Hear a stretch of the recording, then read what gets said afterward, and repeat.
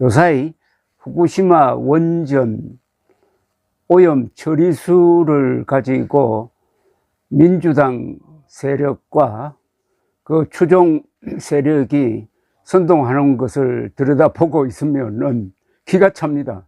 기가 차는 이유는 바다에 대해서 그렇게 무식할 수 있는지 정말 기가 찹니다.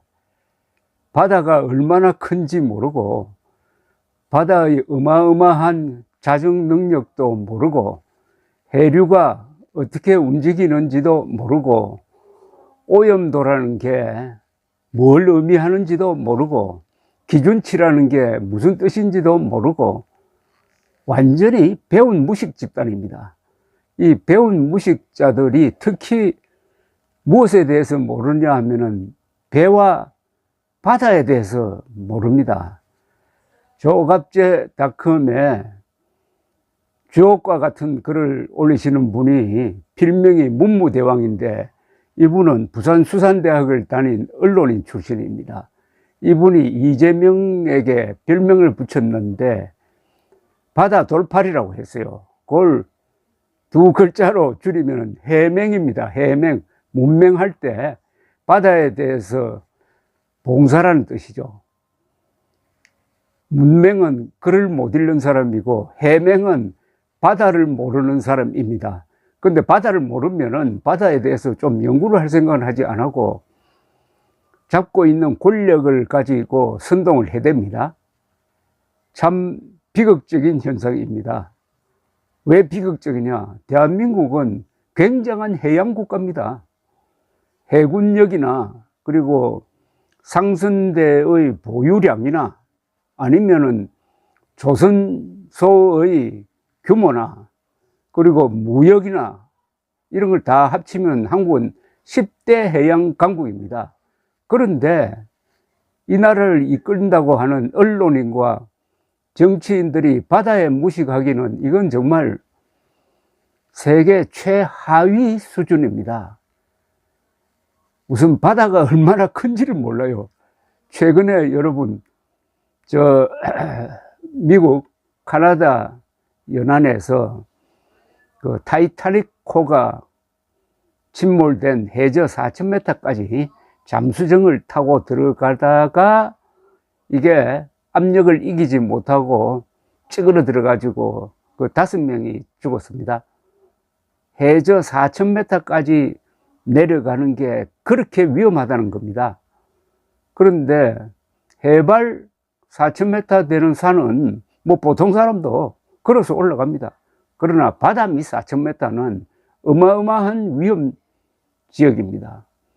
에베레스트 산은 약 8,800 수십 m지만은 세계에서 가장 깊은 바다는 그 에베레스트 산을 바다로 집어넣고도 한 3, 4,000m 남을 만한 12,000m 전후가 됩니다.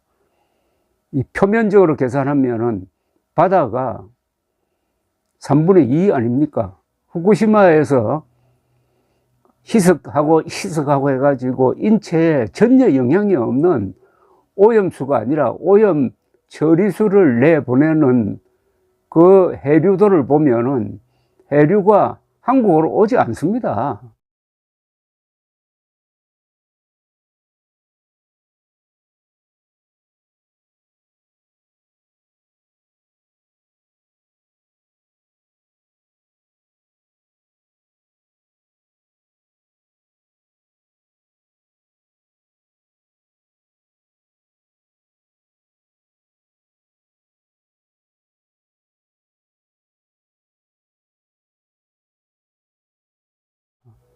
그게 돌고 돌아가지고 한국에 오는데도 몇 년 걸린다고 그럽니다. 그 사이에 다 희석되죠. 지금 내보내는 것도 위험하지 않는데 그게 어마어마한 바다에 들어가서 희석되면 아무 문제가 없습니다. 2011년에 후쿠시마 원전 사고가 났을 때는 처리되지 않는 오염 물질을 바다에 내보냈는데도 그 뒤에 바다나 수산물에서 위험할 정도의 방사능이 검출된 적이 한 번도 없습니다. 이번에는 희석해가지고 안전하게 처리해가지고 내보내는데, 더구나 멀리 떨어져 있는 한국 쪽으로 해류가 오지도 않는데 왜 저 난리를 칩니까? 무식해서 그러는지 알면서도 사람들이 불안감을 조성해가지고 국민들을 속일 수 있다고 판단한 건지는 모르지만은, 이걸 보면은 제가 여러 차례 말씀드렸지만은 민주당, 이재명, 문재인 세력이 왜 수구 반동 세력이냐 하는 것을 확실하게 알 수 있습니다. 수구 반동 세력이라는 것은 역사를 거꾸로 거슬러 올라가는 세력인데, 이 사람들은 21세기 대한민국에 살면서 그 사고 구조는 저 19세기 조선조, 아직 개화되기 전에 조선조의 위정척사파하고 똑같습니다. 그 사람들이 오로지 권력을 잡았다는 걸 가지고 이렇게 국민들을 괴롭히고 있습니다. 총선 때 반드시 심판을 해야 됩니다.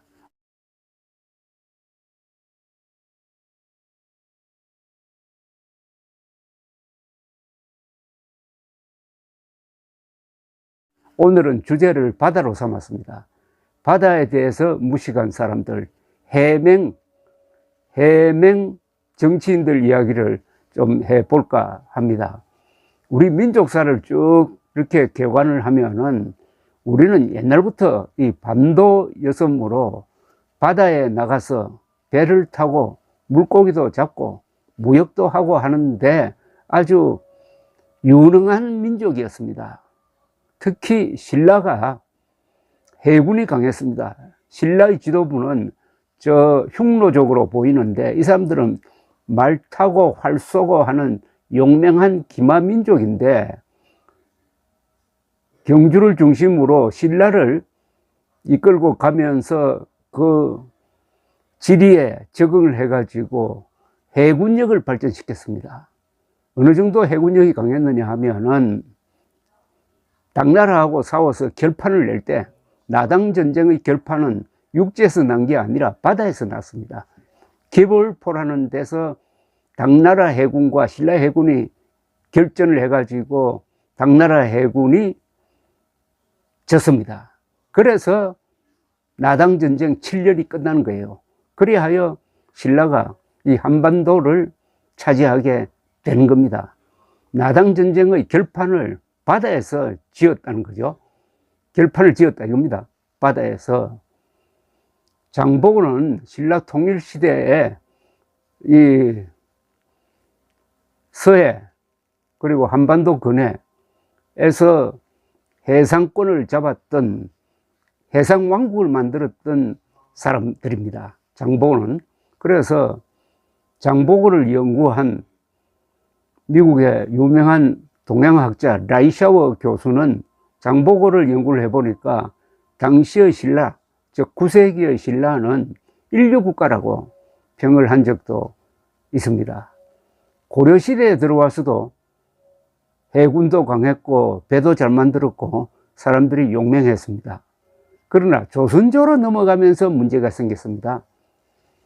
신라 고려는 그 지도층이 불교를 믿고 자주 국방을 하고, 그리고 외세가 쳐들어오면은 끝까지 항전하는 아주 용맹한 상무정신이 강한 사람들이었습니다. 고려에 대한 연구는 요새 참 많이 별로 알려져 있지 않는데, 신라와 조선 사이에 끼어가지고 이 고려에 대한 연구가 참 필요합니다. 고려는 고생을 많이 한 나라입니다. 고려 시절에는 중국에서 통일된 제국이 등장하지 않았습니다. 송이 일시적으로 중국을 통일했지만은 곧 금나라, 요나라의 침략을 받고 나중에는 몽골에 의해서, 원나라에 의해서 멸망을 합니다만은, 그러니까 강력한 당이나 수나라처럼 제국을 만들지 못하니까 고려에 영향을 끼칠 여유가 없었습니다. 그러는 사이에 고려는 유목민족들의 침략을 많이 받았습니다. 특히 몽골의 침략을 받았습니다. 몽골 침략을 여러 차례, 그것도 40년 동안 견뎌냈습니다. 몽골군의 침략을 40년 동안 견뎌낸 나라는 세계에서 고려가 유일합니다. 강화도로 피난 가서 끝까지 저항을 했습니다. 그러나 결국은 항복을 하게 됐는데, 몽골이 보기에는 고려의 그 저항 정신이 대단하다라는 높은 평가를 하고, 그러다 보니까 고려 왕조를 무너뜨리지 않고 고려 왕조를 보존시켜 주고 왕을 사위로 삼기도 했습니다. 황제의 사위로 삼기도 했습니다.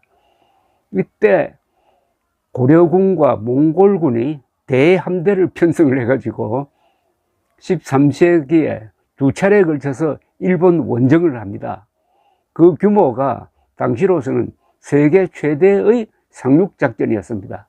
특히 두 번째는 15만 명이 지금 후쿠오카 근방에 상륙을 했습니다. 당시로서는 세계 최대 규모의 상륙작전이었습니다. 수천 척이 동원되었습니다. 고려군, 원나라, 그리고 원나라에게 망한 송나라의 해군들이 합세를 해가지고, 그러나 태풍이 부는 바람에 또 일본 가마쿠라 막부의 저항이 거세어가지고 결국은 물러나고 말았습니다. 두 차례 일본 원정은 실패했습니다. 그때 배를 많이 만든 곳이 지금 마산 근방이었습니다. 하여튼 이 고려시대 때는 해군력이 강했습니다. 참고로 여러분들에게 추천드리고 싶은 책이 한 권이 있습니다. 일본 유명한 소설가 이노우에 야스시라는 사람이 쓴 풍도입니다. 풍도는 바람풍자에 파도도자, 풍도란 소설입니다.